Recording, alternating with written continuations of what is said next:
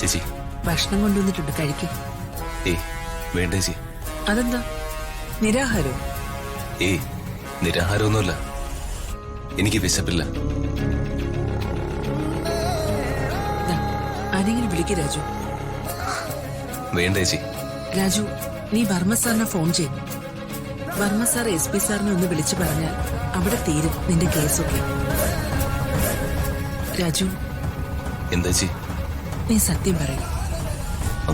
എന്ത് സത്യം? എന്താ ഉണ്ടായെന്ന് പറ രാജു. അതല്ലേ ഞാൻ പറഞ്ഞത്. നീ പറഞ്ഞത് കള്ളോ രാജു? നിന്റെ മുഖം കണ്ട എനിക്കതറിയാം. ഇത്ര കാലമായി കാണുന്നതാ നിന്നെ ഞാൻ. നീ അത്ര അശ്രദ്ധമായിട്ട് വണ്ടി ഓടിക്കില്ലെന്ന് എനിക്കറിയാം. വളരെ വേണ്ടപ്പെട്ട ആരെയോ നിനക്ക് രക്ഷിക്കാനുണ്ടെന്ന് മനസ്സിലായി.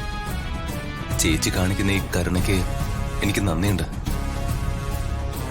ഭക്ഷണമായിട്ട് വന്നപ്പോ ഞാൻ എന്റെ അമ്മയാ ഓർമ്മിച്ചത്. ഇപ്പോഴെങ്കിലും നീ നിന്റെ കുടുംബത്തെ ഓർത്തല്ലോ. നീ ഈ ലോകപ്പിൽ കിടക്കുമ്പോ പുറത്ത് എന്താ നടക്കുന്നതെന്ന് അറിയുന്നുണ്ടോ? എന്താ ചേച്ചി? ലോകപ്പിൽ കിടക്കുമ്പോ ആ സങ്കടവും കൂടി നിനക്ക് തരണ്ടെന്ന് കരുതിയാ പറയാത്തത്. ചേച്ചി കാര്യം പറ. അത് ശ്രീയുടെ നിശ്ചയം മുടങ്ങി രാജു. ചേച്ചി, നിന്റെ കേസിന്റെ കാര്യം അറിഞ്ഞ ചെക്കരും കൂട്ടരും കല്യാണത്തിന് പിന്മാറിയത്. അവിടുന്ന് വന്നവര് ചടങ്ങ് നടത്താതെ ഇറങ്ങിപ്പോയി. അവര് പോട്ടെ രാജു.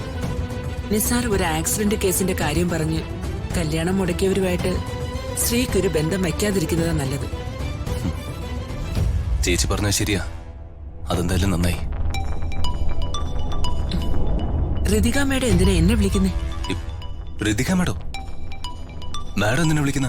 എന്തിനാ രാജു ഇത്രയും വെപ്രാളം? ഞാൻ ഈ കോളൊന്ന് അറ്റൻഡ് ചെയ്തോട്ടെ. ഇത് പിടിക്ക്.